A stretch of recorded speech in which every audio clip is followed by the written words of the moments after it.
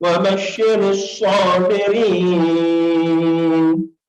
الذين إذا أصابتهم مصيبة قالوا إنا لله وإنا إليه راجعون أولئك عليهم صلوات من ربهم ورحمة وأولئك هم المهتدون. Surah Al-Azim. Allah Ta'ala nak cuba membayangkan kepada kita bahawa dunia ini adalah tempat yang penuh dengan cubaan-cubaan. Dan aku akan cubakan kamu, wahai hamba aku, dengan sebahagian daripada ketakutan, dengan sebahagian daripada kurangnya harta dan makanan, dan sebahagian daripada timbulnya penyakit menyebabkan orangnya mati ramai. Semua itu adalah cubaan Allah Ta'ala kepada kita hamba, wahai muslimin. Wa basyiris sabirin, dan berilah berita gembira kepada orang yang bersabar, iaitu alladzina idza asabathum, iaitu mereka yang apabila ditimpakan kepada mereka musibah dan bencana, termasuknya penyakit COVID-19 ini, mereka berkata inna lillahi wa inna ilaihi raji'un. Sesungguhnya kami adalah milik Allah dan sesungguhnya kami tetap kembali kepada Allah. Wah, ini satu daripada tunjuk ajar yang baik. Nah, wahai hadirin hadirat saya hormati sekalian, satu tunjuk ajar yang baik yang Islam cuba mengajarkan kita kepada kita bahawasanya tidak ada apa musibah dan bala petaka yang berlaku di atas bumi ini melainkan dengan izin dari Allah Subhanahu wa Ta'ala. Apabila yang demikian itu menjadikan kita rasa tidak sangatnya bimbang, menjadikan kita rasa adanya semangat dan ada harapan kerana kita adanya Allah Ta'ala sebagai Tuan, dan sebagai Tuan kepada segala musibah dan penyakit-penyakit yang berlaku di atas muka bumi ini. Dan satu daripada benda yang berlakunya kepada Ummu Salamah radhiyallahu anha. Ummu Salamah adalah isteri kepada Abu Salamah radhiyallahu anhu. Semasa suaminya meninggal dunia, Ummu Salamah dia membacakan doa ini, inna lillahi wa inna ilaihi raji'un, dan ditambahkan lagi doa, Allahumma ajurni fi musibati wa akhlif li khairan minha.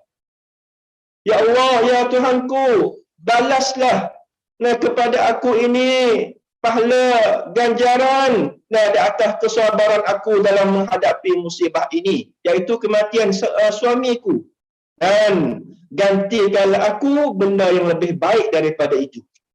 Ummu Salamah radhiyallahu anha penuh yakin dengan doa ini, dan dia mengharap bahawa Allah Ta'ala akan menggantikan kepadanya orang yang lebih baik daripada Abu Salamah. Maka tidak berapa lama daripada kematian suaminya, Rasulullah sallallahu alaihi wasallam datang kepadanya dan memberitahu kepadanya bahawa aku ingin berkahwin dengan engkau, wahai Ummu Salamah radhiyallahu anha. Itulah sebagai satu daripada pengajaran yang kita dapat ambil daripada kisah orang yang bersabar dan mengharapkan pahala dan ganjaran dari Allah Subhanahu wa Ta'ala. Yang ketiganya, wahai hadirin hadirat saya hormati sekalian, juga kita perlunya dalam masa yang banyaknya penyakit wabak ini, kita diminta dan diajar oleh syariat supaya banyakkan doa-doa dan zikir-zikir yang menjadikan sebagai vaksin dan pagar untuk menjagakan kita daripada wabak dan juga penyakit itu. Di antaranya apa yang Rasulullah SAW sentiasa amal pada waktu pagi dan petang, iaitu a'udzu bikalimatillahi tammati min syarri ma khalaq, 3 kali pagi dan 3 kali petang.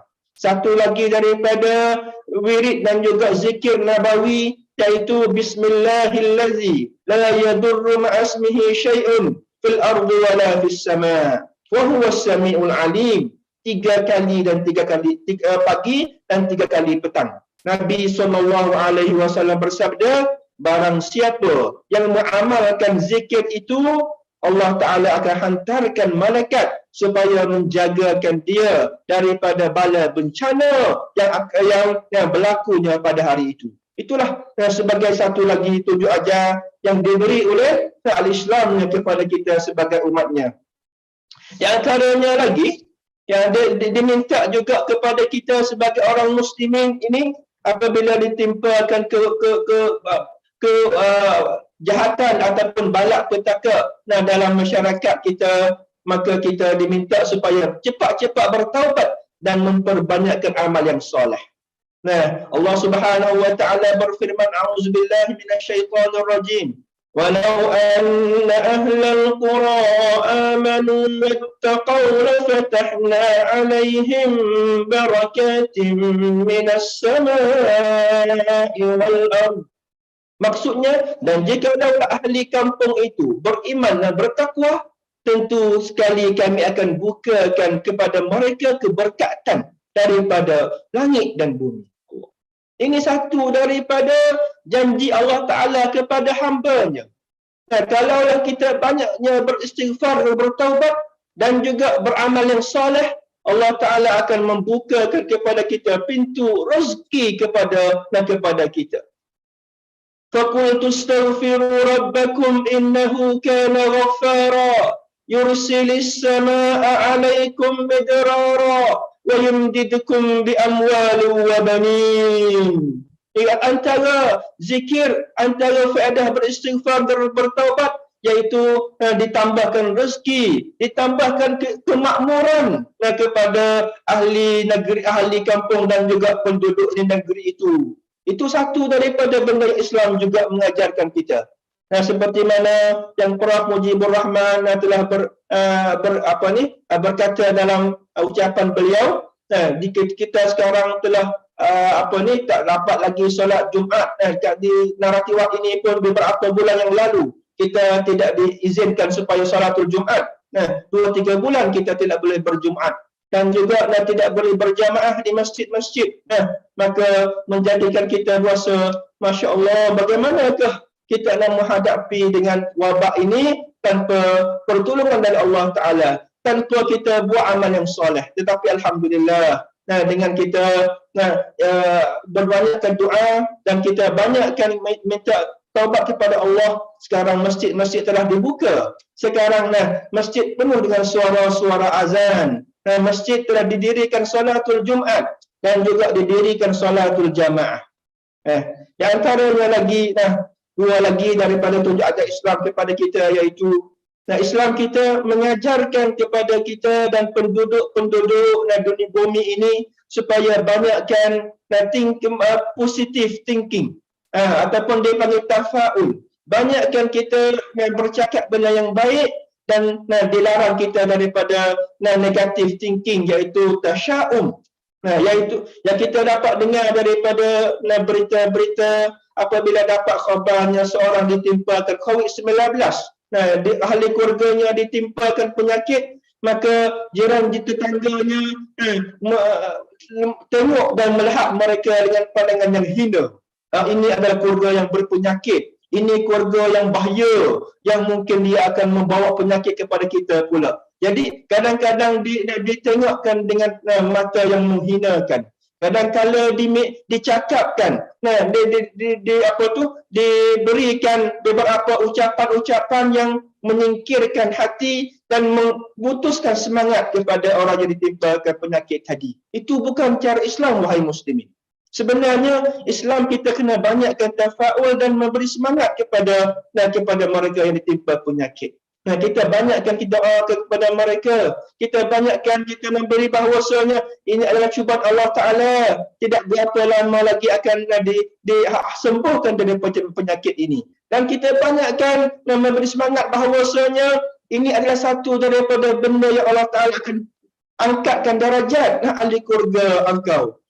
Angkat darajat keimanan, kerana Nabi SAW bersabda, tidak akan ditimpa kepada seorang mukmin walaupun satu duri ditimpakan kepada kakinya, bahkan dijadikan kafarah, kifarat daripada dosanya dan diangkatkan darjat kepadanya. Itu satu daripada benda yang kita perlu menghidupkan dalam masyarakat kita. Banyakkan tafaul, banyak ucapan-ucapan yang baik, kalimah thayyibah, dan kurangkan ataupun kita jangan biar adanya kata-kata yang mencaci, yang menjadikan orang-orang yang ditimpa penyakit itu lemah semangat daripada percakapan kita itu. Akhirnya, wahai hadirin hadirat yang hormati sekalian, Islam juga menggalakkan kita supaya patuhnya kepada walil amri. Allah Ta'ala berfirman, Ya ayyuhalladzina amanu ati'ullaha wa ati'ur rasul wa ulil amri minkum. Hai orang yang beriman, taatlah kepada Allah dan taatlah kepada Rasul dan kepada ulil amri, ketua-ketua kamu. Ini satu dari petunjuk ajaran Islam juga kepada kita sebagai penduduk dan rakyat di satu negeri, diminta supaya kita taat dan patuhnya kepada undang-undang yang dikeluarkan oleh pihak yang berkenaan.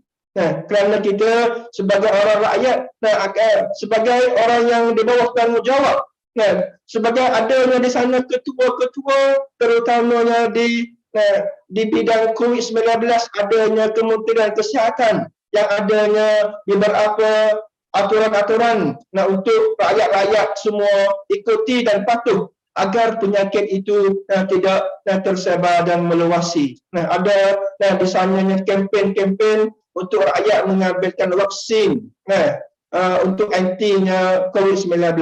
Adanya di sananya kempen-kempen supaya rakyat dia gunakan mask semasa dia keluar daripada rumah mereka. Dan di sana ada lagi beberapa aturan-aturan yang semua itu peraturan yang baik yang pasti kita patuh dan taat, kerana itu adalah satu daripada cara menghilangkan dan menjagakan penduduk dan rakyat daripada penyakit. Al-wiqayatu khairun minal ilaj.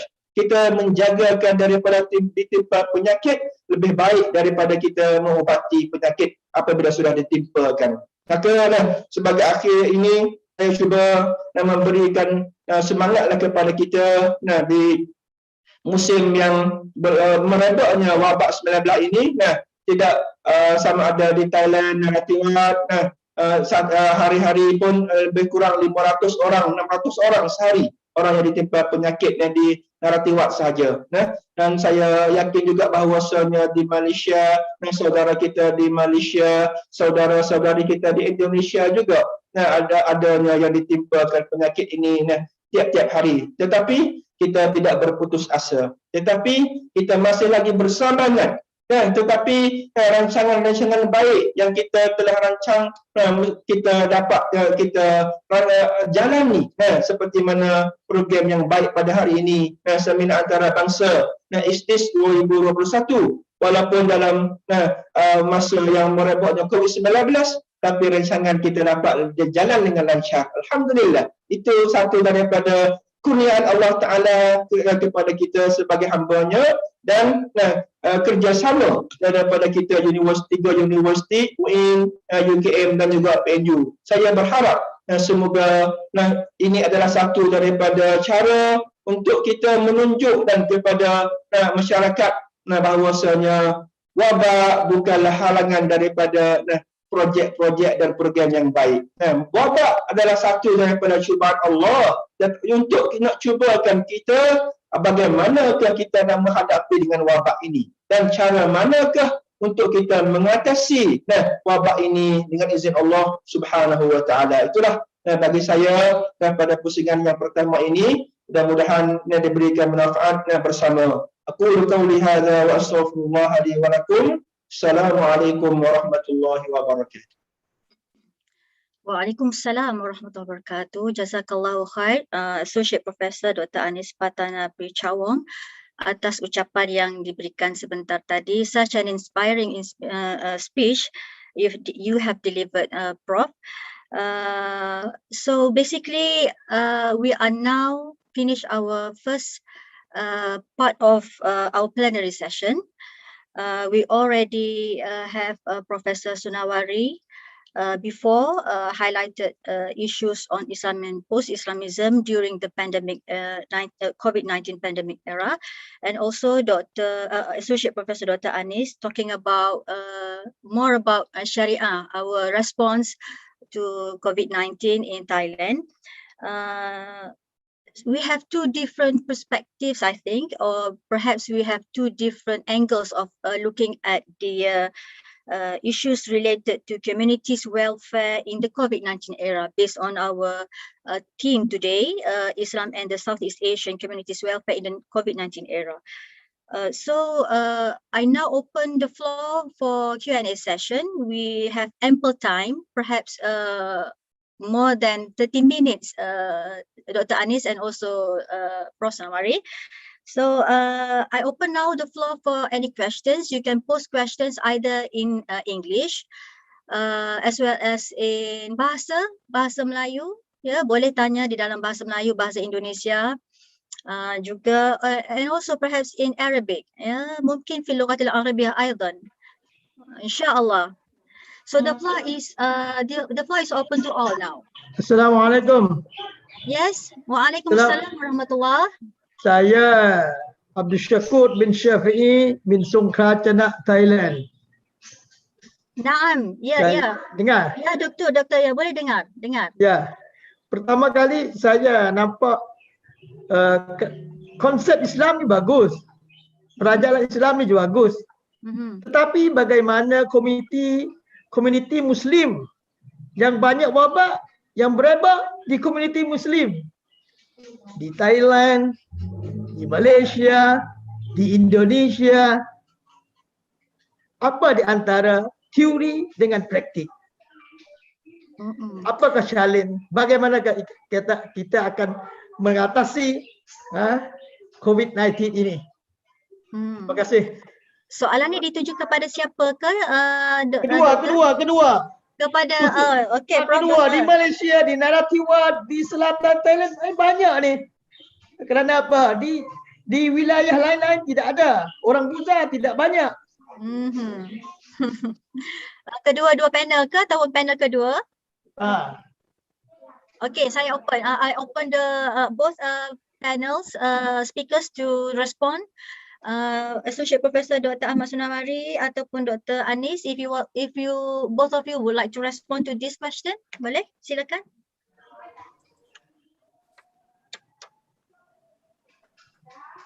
Okey. Assalamualaikum sekali lagi. Satu soalan yang menarik, tetapi mungkin ini sesuatu yang bersifat hipotesis. Tiada data yang menyokong. Kita merasa dia ramai orang Islam yang terkena akan wabak itu. Kerana apa? Kerana kita berada dalam komuniti Islam. Itu pun satu faktor. Kita tidak berada di dalam komuniti bukan Islam. Pertama. Yang keduanya, kalau dalam konteks Malaysia dan selatan Thailand, dari segi kependudukan, rakyatnya, warganya lebih ramai Muslim, lebih ramai Melayu. Jadi kemungkinan kita melihat data itu dalam konteks daripada populasi yang besar, maka sampelnya pun tentunya besar. Itu. Jadi ada dua kemungkinan. Kemungkinan pertama, kita tidak ada maklumat. Kita berdasarkan kepada andaian, kepada agakan, kepada pengalaman kita di sekeliling bahawa orang Melayu, orang Islam banyak terkena COVID kerana kita hidup dalam persekitaran Melayu. Kemungkinan pertama. Kemungkinan kedua, kerana dari segi saya katakan tadi jumlah populasi. Ya. Di Malaysia ini populasi Islamnya lebih ramai berbanding bukan Islam. Dari selatan Thailand pun begitu. Maka dari segi jumlah tentulah ramai mewakili populasi itu.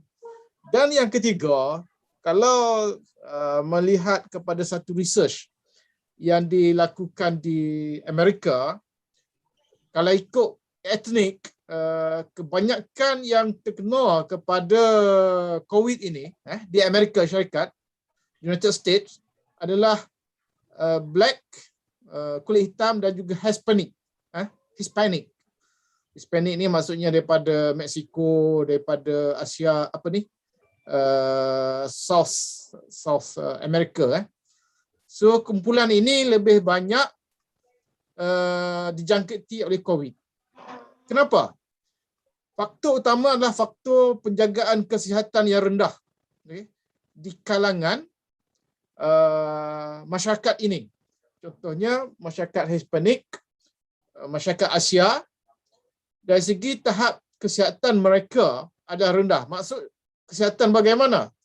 Mungkin dari segi penyakit-penyakit kronik, kencing manis, penyakit darah tinggi, penyakit buah pinggang dan sebagainya itu lebih tinggi di kalangan masyarakat ini kerana tahap penjagaan kesihatan dan kesedaran kesihatan mereka adalah rendah berbanding dengan masyarakat yang lain. Itu di Amerika. Dan kemungkinan perkara yang sama juga berlaku di masyarakat Islam. Okey? Tahap kesihatan mereka lebih rendah. Mungkin kalau di sebelah Thailand tu banyak makan ikan kering ke, makan budu ke, ataupun banyak makan manis. Kalau di Indonesia sakit gula, okay, sakit asam urat, itu kan. Jadi penyakit-penyakit ini menyebabkan lebih disenangi oleh COVID-19. Begitu. Jadi kemungkinan itu sama ada benar atau tidak, dakwaan tersebut, hipotesis tersebut perlu kepada data dan perlu kepada penyelidikan. Setakat ini sekadar kepercayaan. Mungkin benar, mungkin tidak. Itu pandangan saya. Okay, interesting comments, Prof. Prof, Associate Professor Dr. Anis, ada komen berkenaan hal ni? Sudah cukup apa yang Prof Sunawari Long telah cakap.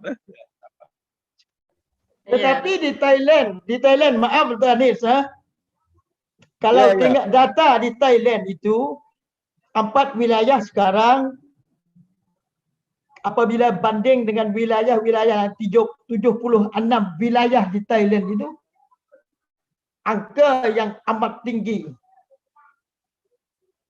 Sedangkan apakah masalah yang sebenar? Prof Dr. Anis duduk di Nanti Wat, boleh jadi tahu apakah?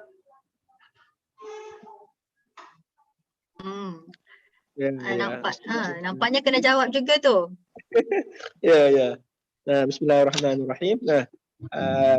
Mengenai soalan daripada saudara saya Ustaz Abdul Syukur kan, di mana memanglah kita tidak nafikan bahawasanya di sana adanya angka dan juga bilangan yang agak tinggi yang dihinggatkan penyakit COVID-19 daripada penduduk Muslim Melayu kita di 3 wilayah ini.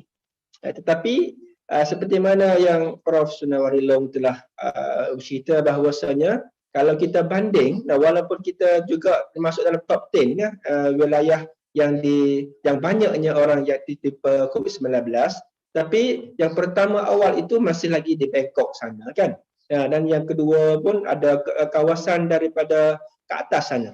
Yang kita Naratiwat, Jala Petani, ada kala-kala telah di angka keempat, yang kelima kan. Jadi ini menjadikan satu daripada benda yang kita tidak boleh memastikan lagi bahawasanya masyarakat Islam Melayu lah yang banyak ditimpakan COVID-19. Kerana kalau kita banding dengan penduduk rakyat Thailand semua, 70 juta lebih kan orang Islam Melayu kita, terutamanya yang di 3 wilayah ini, 6 juta, lebih kurang 5 ataupun 6 juta ini. Kalau kita banding dengan percentage,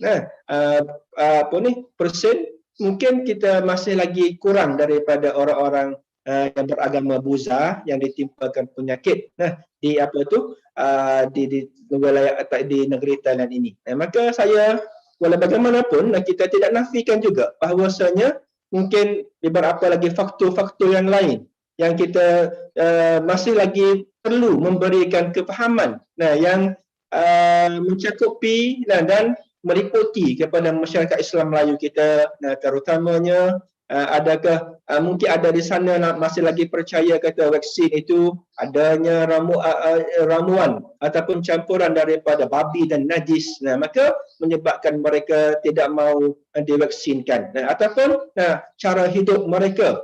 Cara hidup mereka yang biasanya kita katakanlah apabila adanya orang yang ditimpakan penyakit COVID-19, maka adik-beradik dia, sepupu dia, pak saudara, mak saudara dia, pakcik makcik akan rasa rasa untuk nak ada kesempatan mereka nak ziarahkan kaum kerabat mereka yang ditimpa itu. Mereka bersimpati kepada orang tadi. Maka dia apabila di sananya ada lawatan dan ziarah orang yang ditimpakan penyakit, mungkin di sana punca yang membawakan orang yang pergi ziarah itu ditimpa penyakit pula. Itu memanglah kita kena buat satu pahamanlah kepada masyarakat Islam kita, la yadkhulu musihun ala mumaridin, mengikut apa yang Rasulullah bersabda. Janganlah orang yang sihat itu masuk dan berjumpa dengan orang yang sakit. Terutamanya sakit ataupun penyakit yang boleh menjangkitkan. Itulah sebagai sikit sebanyak apa yang saya sebagai penduduk rakyat di Naratiwak ini cuba membuat analisis apa yang berlaku dan juga jumlah yang amatnya setiap hari bertambah di kawasan 3 wilayah Islam kita ini. Itulah bagi saya. Assalamualaikum warahmatullahi wabarakatuh. Okey, terima kasih Profesor Dr. Anis. I open the floor to any other questions. Please. Boleh tanya?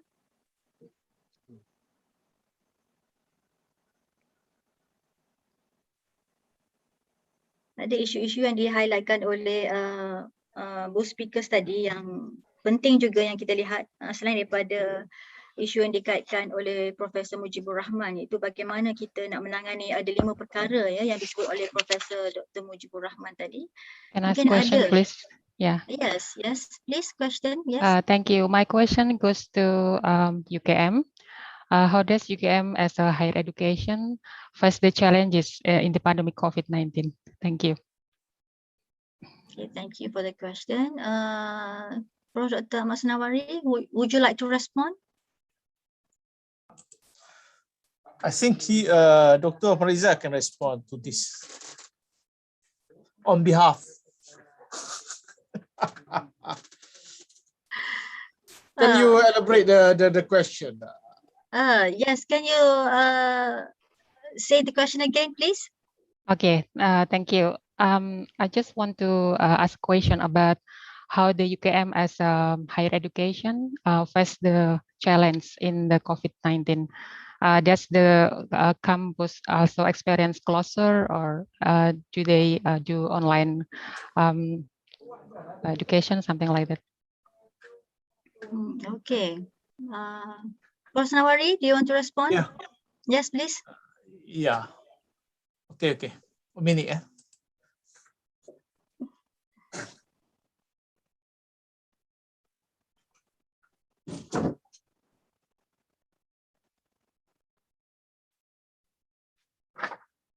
Okay.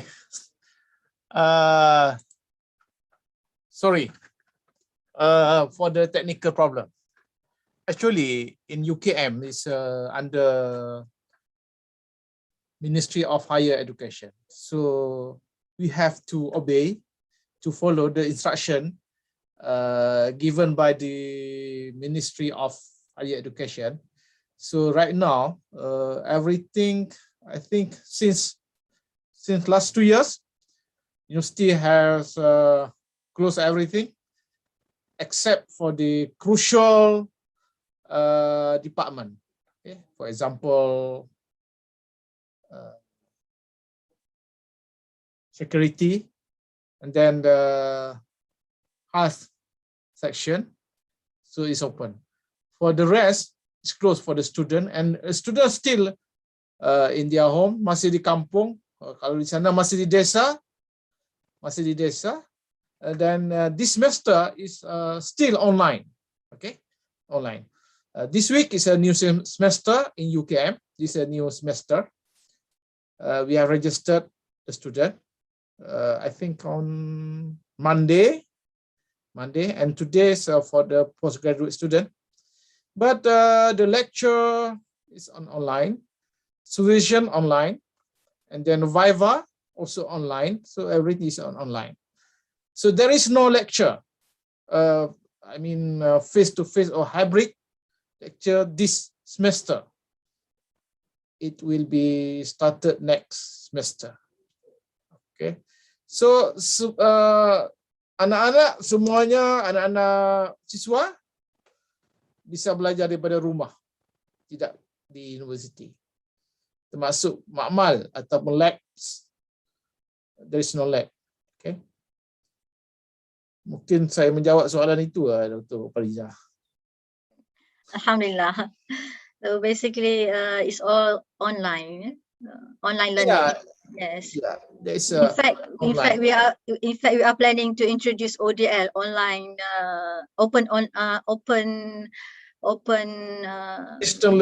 distance learning based on online learning experience we have during the pandemic. Yes. So we are moving forward. Our center will introduce ODL, open distance learning, maybe next semester. So everyone in this world, in this planet, can study at UKM for the first degree and second degree. Okay, based on our experience, long experience. Okay, almost 2 years. Okay, almost 2 years or almost 3 years. Almost 3 years. Okay, thank you, Prof, for the answer and response. I hope it answer your question. Ya, sila Ustaz, silakan. Saya tambah sedikit. Boleh, silakan. Saya rasa ini hikmat. Ini hikmat daripada Allah, pandemik COVID. Kita dapat mengembangkan ilmu pengetahuan di mana-mana tempat saja, dan kita dapat belajari ilmu Tuhan di Thailand, di mana di around the world, dan kita dapat guru yang baik. Sedangkan kita dulu kita kena ada beri tiket, pakai bayaran banyak, pakai budget yang banyak. Sekarang duduk rumah pun boleh PhD, boleh buat master. Ya, itulah untung hikmah daripada pandemik. Betul. Yes, that's true. So you are welcome to pursue or to further your study at UKM. Tafadhal Ustaz Syukur. Yeah. And also from Thailand, from Indonesia. It's a blessing in disguise anyway. Okay, any other question? I still open the floor for further questions. Yes, please. Mr. Muhammad, yes? Yeah, you can hear me. Am I clear? Yes, yes, I can hear you. All right. I'm sorry, I just wanted to seek more clarification on the ODL issue that UKM is trying to embark on. And the reason is currently all our physical universities, or most of our physical universities, are very skeptical of certificates that are brought from online universities. So we have international open universities, Islamic online universities, we have International Medina University in Sharjah and all the one. So when students come from there and graduate from bachelor degree with this certificate, and they want to apply to our physical university for maybe master's degree or PhD. So most of our universities are kind of skeptical, and they have divided attention towards these certificates. Now that UKM and most of the universities are willing to go on ODL, so what is going to be the future of these students that are going to graduate from this ODL? So are we making them, are we sure they are going to be marketable, relevant, or what is going to be the future of their, maybe their productivity or contribution to the society later? Because we're only thinking, it seems we're only concentrating on the COVID-19 issue. Now, if COVID-19 is gone, it's gone and gone for good. Let's say after 1 year, 2 years, the COVID issue is settled and everything is back to the normal. So the students that have entered through this ODL, what is going to be their fate? I'm seeking clarification. Okay. Thank you so much for the question, Mr. Muhammad. Perhaps the Dean want to respond, or perhaps Dr. Anis wants to respond for this question first? Regarding to ODI, open distance learning, or probably you are asking about distance learning, online learning. Yeah, are the students will be recognized after the pandemic ended? Is that what you mean?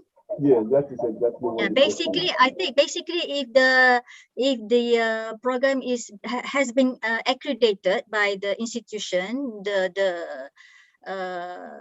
institution at the for example in Malaysia, the MQA institution, and perhaps also in Indonesia and in Thailand, they will be recognized. There is no problem regarding to the acknowledge of the of the degree, the certification. But anyway, if any of the speakers want to respond, I would like to invite them to respond or to answer this question, please. I think Mr. or Dr. Muhammad Munirdin, I think there is no issue of skeptical about this degree, because this degree is recognized as explained by Prof. Wan Fariza just now. It's recognized by Malaysian Qualification Agency. So we also have our own what we call a self-audit system by UKM. So every year, this is an annual activity accredited and by the university. So there is no issue of skeptical or whatsoever. That's a doubtful position of this kind of degree. Okay, so because I think this is a new normal. It's a new norm. Due to this pandemic. So I think it's no problem. Okay, but it can be discussed. Perhaps what Mr. Muhammad question is about the future of the students. I think that was make him a bit hesitate about the program, skeptical about the program, is it?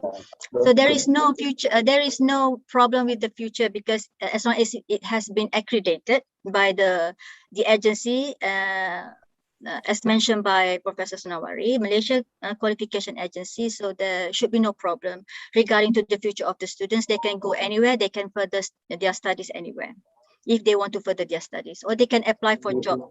In the market world, in the professional world, they will not be discriminated against, like the companies saying, oh, this certificate is online, you did not have a physical experience on-campus experience, so you were only online. So that is a part of the issue that I'm just worried about. Yeah, perhaps about the experience might be different, but then anyway, we can have virtual learning as well. Using green screen, things like that, for virtual experience is kind of experience, although it's not an experiential learning per se, but then it's still a way of learning process throughout.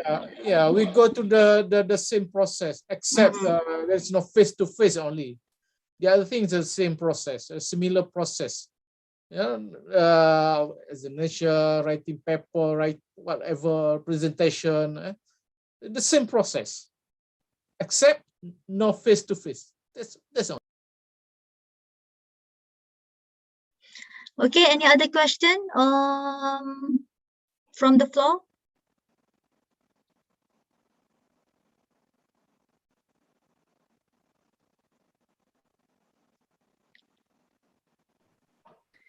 May I have a question, ma'am?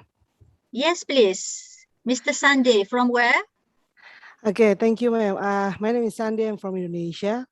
So, as mentioned before by Professor Mujibur Rahman about a case in Indonesia, a controversial case about a fatwa from Islamic institution about Salat in online. So I'm a little bit curious about, is there any same situation or is there any same issue in Malaysia and Thailand about the adaptation of Muslim to live and pray in the COVID-19 era? Thank you. Thank you. Interesting question. So far, we don't have prayer online. But anyway, perhaps Dr. Masnawari want to respond regarding to nikah online? Yeah, we don't have a such thing of a pray online now, but we have a nikah online. Yes, it's a practice and approved by the Department of I think Mufti of Wilayah Persekutuan, the practice and practiced by the member of Parliament of Kelantan Previous State. Previous. Kelantan State.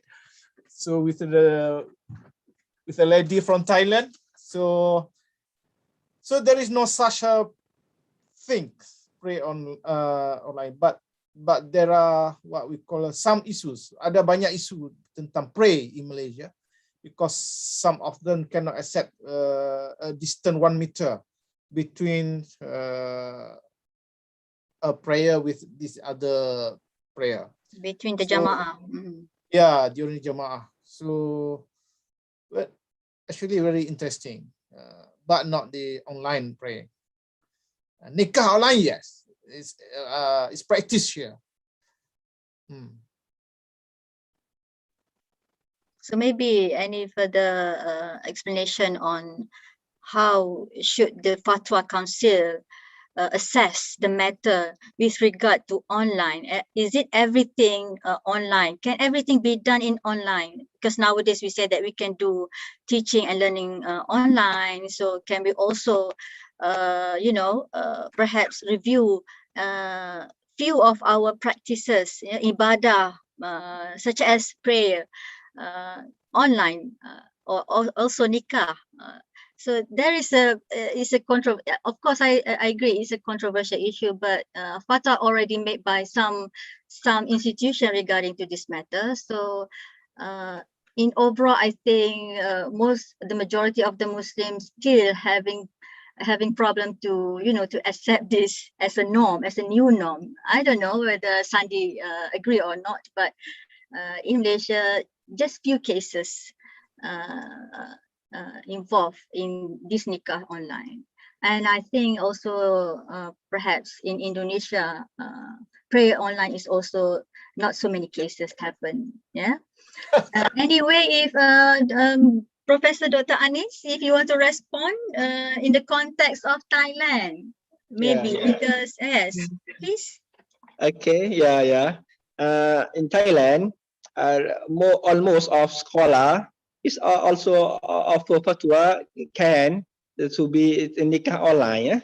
According to when we accept there was cerai tolak online, so why we cannot accept the nikah online? So if the husband there was cerai tolak his girl, and so if he write in line, I divorce you, saya cerai awak. So this ittifaq, so accept by ulama dan scholar. It is that your husband has divorced her girl, and between and he need to rojok or renew by rojok be word. So also about the pray online, in Narathiwat especially we not have any fatwa about pray online, especially on Jum'ah prayer. We if we cannot to do Jumat in the mosque, the masjid, so everyone do Zuhri in their home. But some scholar in Bangkok have some opinion to be accept the and praying Jamaah and Jumat online. So they have show and live their prayer and khutbah online. So they announce to the people in Bangkok, if you want to follow us by follow our khatib and imam in Jumat praying, so you can. If even you do your prayer in your home. But it is opinion is not accepted by almost scholar in Thailand and also the most Muslim in Thailand. So the conclusion that we recognize also Majlis Agama Islam also recognize the nikah online.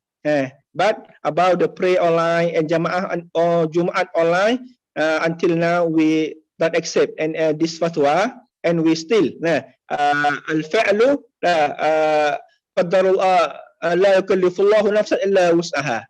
We take this qa'idah. So if we cannot to do praying in masjid because our village have almost of pandemic COVID-19, so we stop the praying in masjid and we do it in our home. So this is the situation in Thailand. Thank you very much. Assalamualaikum warahmatullahi wabarakatuh.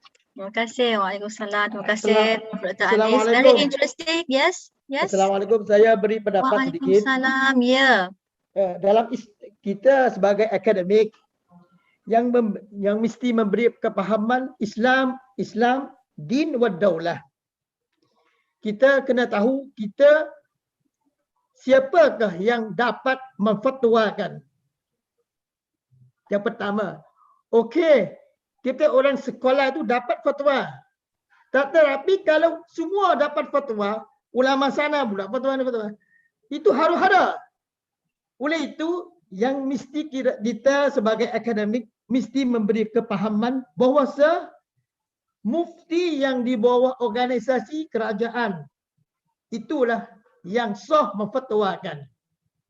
Kalau kita membukakan fatwa itu semua akan harus ada.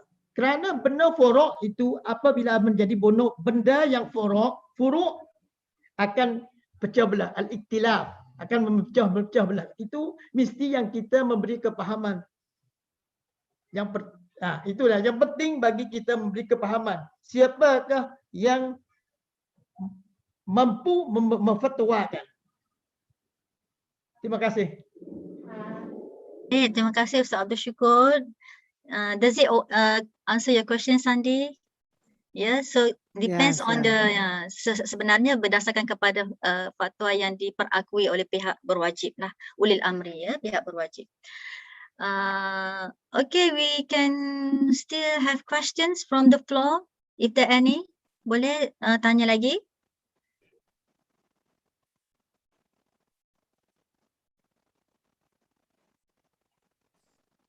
Okay, Assalamualaikum warahmatullahi wabarakatuh. Waalaikumsalam warahmatullahi. Saya Abdul Razak bin Singh dari PNU. Sedikit hendak mudakhalah atau musyarakah fi hadzal al-ara. Ana ma'ak ya Ustaz Abdul Syukur. Assalamualaikum warahmatullahi wabarakatuh. Abdul Syukur. Waalaikumsalam ya Dr. Abdul Razak. Kaifa hal? Alhamdulillah. Alhamdulillah. Ya, masalah yang kita sedang berbicara tentang dua isu. Isu pertama, siapakah yang menguasai hakiki untuk menurunkan arahan yang disahkan oleh syarak yang dimaksudkan oleh Ustaz Abdul Syukur seperti tadi. Yang pertama kali saya ingin kupaskan sedikit atau musyarakah dengan kamu dan sekalian.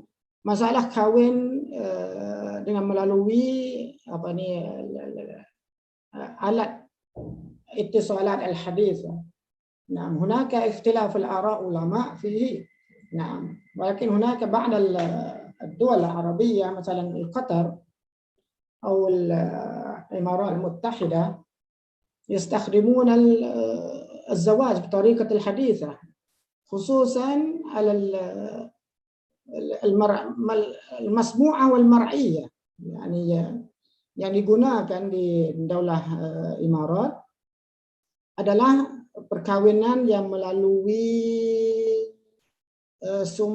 seperti yang kita sedang melancangkan melalui Zoom ataupun Google Meet yang agak kata nisbah delaynya sangat sedikit saja.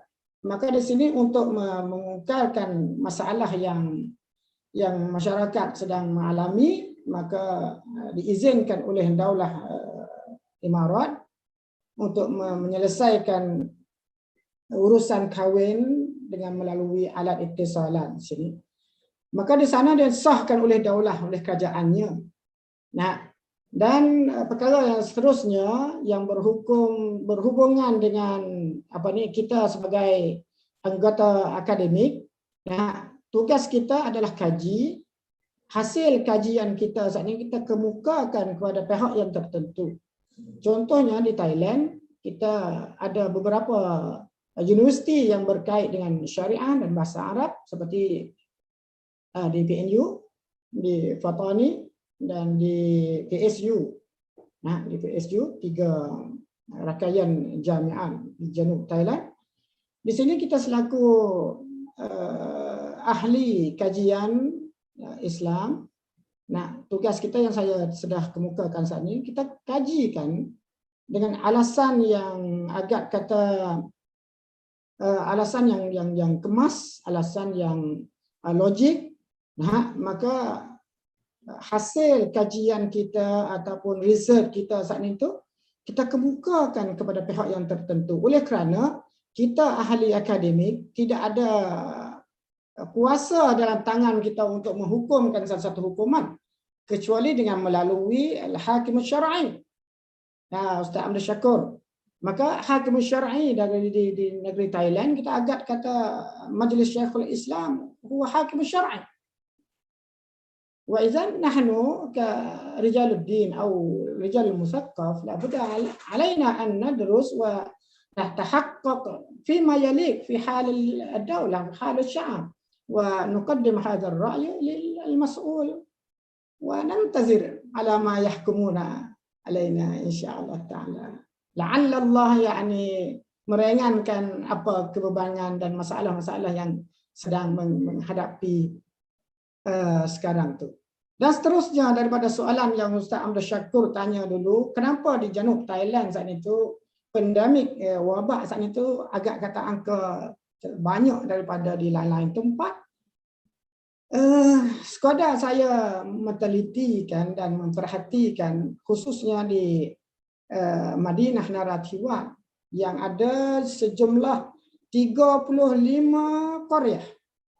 Nah, ataupun 35 daerah sya'biyah yang termasuk daerah Muslim, penduduk kebanyakan Muslim dan daerah-daerah yang penduduknya non-Muslim dan juga ada daerah yang bercampur di antara Muslim dan non-Muslim. Bahawa angka yang dikemukakan kepada masyarakat setiap hari itu didapati bahawa pendamik yang banyaknya adalah manatik yaskunu fihi muslim. Nah, tempat-tempat yang penduduknya kebanyakan Muslim. Ini juga satu persoalan yang kita pasti soal dan pasti kita mencari jawapan yang agak kata tempatnya dan apakah isu, dan kita tidak mau menuduhkan bahawa kita orang Islam ini tak menjaga kesihatan, tak menjaga itu ini. Tapi kita mencari aspek apa yang membuatkan atau yang membawa kepada kejadian ini. Nah, sehingga kadang-kadangnya kita dapat terdengar daripada percakapan orang-orang yang non-Muslim yang mereka sebut kata ialah orang Muslim ini tidak menjaga keselamatan, tidak memberi campur tangan dengan kerajaan atau pihak yang tertentu. maka wallah ta'ala a'lam hadha huwa haqiqah aw la, walakin ala ma nulahiz hadha huwa. Wahada fi nihayah labudda an nuraji' anfusana. Nah, kita pasti kaji diri sendiri bahawa kedudukan kita sudah ke apa ni setaraf dengan ajaran syariah ataupun kita muakis. Nah, di sini kita perlu kaji dan kita perlu buat kesimpulan dan kita perlu apa panggil informasi kepada semua penduduk. Nah, semua penduduk, khususnya penduduk Muslim setiap atraf. Nah, setiap atraf saya maksudnya atraf pikiran, aliran. Nah, yang karena di tempat-tempat kita ni ada aliran, beberapa aliran yang pasti kita mendekatkannya itu. Nah, semuanya itu wallah ta'ala alam lah. Nah, tapi apa yang kita dapat mulahazahnya, itunya terjadinya, Ustaz Abdul Syakur. Okey, baik Dr. Abdul Razak. Jazakallahu khair atas pandangan itu. Saya fikir banyaklah isu dan tema yang kita boleh angkat untuk kolaborasi dari segi kajian ya. Saya fikir tentang apa yang disebut juga oleh Prof Mujibur Rahman tadi, fiqhul wabak ataupun fiqh pandemik ya. Mungkin yang kita boleh angkat antaranya untuk melihat beberapa isu yang berkaitan dengan pandemik ini dari segi hukum-hukumnya, fatwa-fatwanya dan sebagainya lah ya. Okay, I think we open to our last question. If we still have question, I will open for the last question, please.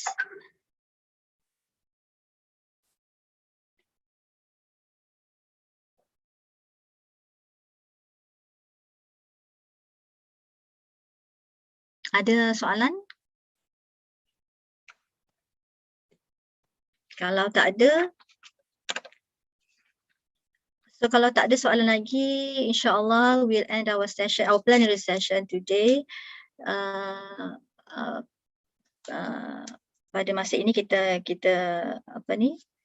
akan akhiri sesi kita sebab kita ada lagi sesi panel session yang lain concurrently selepas ini. So we end this with very much thanks to our Dean, Associate Professor Dr. Ahmad Sunawari Long for his enlightening speech, and also Associate Professor Dr. Anis Patana Pričawong, Dean of Academy of Islamic and Arabic Studies, Princess of Narajiwas University, Thailand, for his inspiring speech. And we are very grateful today to have all of you, ladies and gentlemen, and also other distinguished participants. Please, we hope that our parallel sessions will also be attended by all of participants. Continue to attend until the end of this conference today, inshallah. And as a moderator for this session, I would like to say my apology for any mistakes that perhaps happened during my handling of this session. Saya mohon maaf, ampun dan maaf atas segala kelemahan dan kekurangan. InsyaAllah, we hope that we can see all together. We can see all of our participants, insyaAllah, together, as mentioned earlier, perhaps in Banjarmasin and also perhaps in Thailand next year or within 2 years. InsyaAllah, we hope so. InsyaAllah. Okay, so I hand this over to Mrs. Chairperson.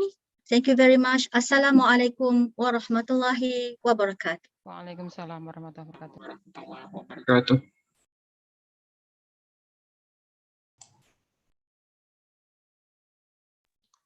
Terima kasih. Untuk acara selanjutnya nanti jam 2 kita akan masuk ke parallel session yang pertama.